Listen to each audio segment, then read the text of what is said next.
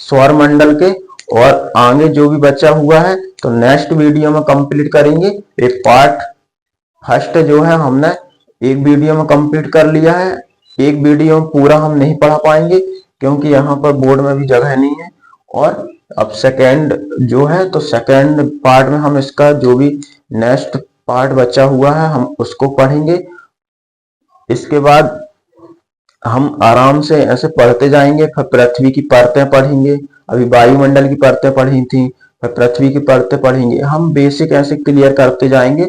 हमारा एक महीने में बेसिक कंप्लीट हो जाएगा। फिर हम एडवांस पढ़ेंगे क्योंकि क्वेश्चन जो बनते हैं तो बेसिक भी बनते हैं, एडवांस भी बनते हैं।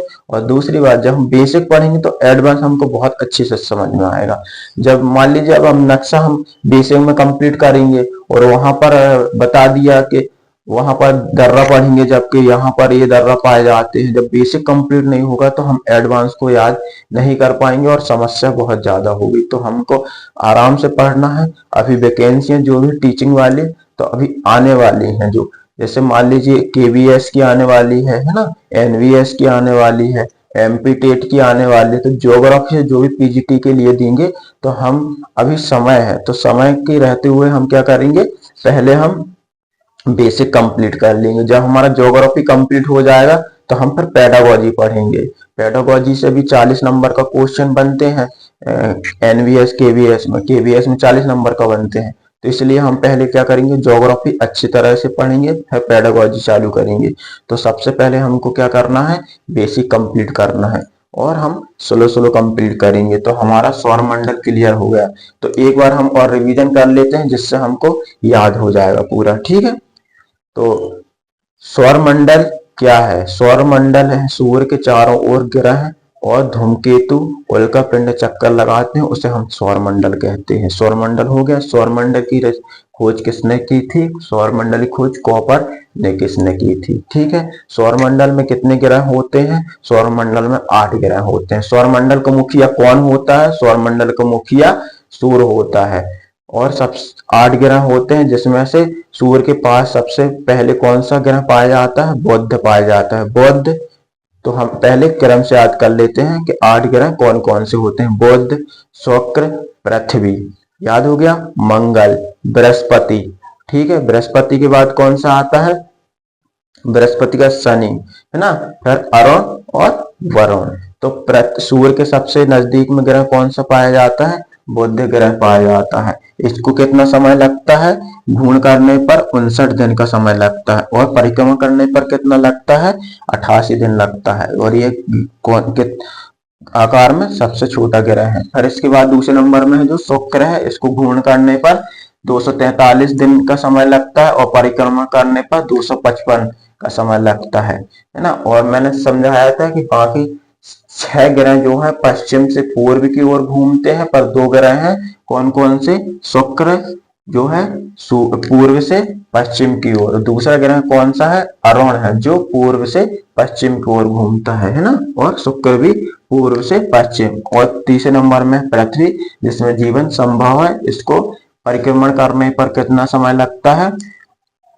365 और 6 घंटे, 365 दिन और 6 घंटे का समय लगता है। और घूर्ण करने पर 24 घंटे। इसे एक नीला ग्रह भी कहते हैं।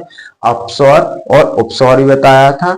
अपसौर जो होता है 4 जुलाई को होता है और उपसौर जो होता है 3 जनवरी को होता है। इसको याद रखना। और इसकी दूरी भी बता दी थी मैंने। अब इसके बाद मंगल। मंगल को लाल ग्रह भी कहा जाता है। आर्गन के कारण यह लाल होता है। इसके 2 उपग्रह कौन कौन से हैं? फोबस और डिमोस। इसके बाद घूर्ण है जो 24 घंटे में कंप्लीट करता है और परिक्रमण 687 दिन में कंप्लीट करता है, ये बता दिया था। इसके बाद बृहस्पति। बृहस्पति जो है लगभग 12 साल में एक क्या करता है? परिक्रमण करता है। और घूर्ण क्या करता है? घूर्ण कितने दिन में करता है? 9 घंटे और 56 मिनट में कंप्लीट करता है। इसके बाद शनि आ गया था। तो शनि क्या है? शनि ग्रह है जो 29 साल और 5 महीने में क्या करता है? ये एक परिक्रमण करता है और घूर्ण करता है 10 घंटे 40 मिनट में। इसके पास सबसे ज्यादा उपग्रह हैं, कितने हैं? 82। ये समझाया था मैंने, ये हम रिवीजन कर रहे एक बार, है ना। अरुण आ गया है जो, अरुण क्या है? ये पूर्व से पश्चिम की ओर घूमता है ना, और ये पश्चिम परिक्रमण करने पर 84 साल का समय लगता है और घूर्ण करने पर 17 घंटे और 40 मिनट का समय लगता है। इसकी खोज किसने की थी? Sir William Herschel. कब की थी? 13 मार्च को 1781 ईस्वी को, है ना। और इसको लेटा हुआ ग्रह कहते हैं। और क्यों कहते हैं लेटा हुआ? क्योंकि ये 82 डिग्री पर लेटा हुआ है। जिस तरह से हमारी पृथ्वी झुकी हुई है इसी तरीके से झुका हुआ है, पर ये 82 डिग्री झुका हुआ है। ठीक है, एक यह हो गया। लास्ट ग्रह है जो वरुण है, इसको क्या है?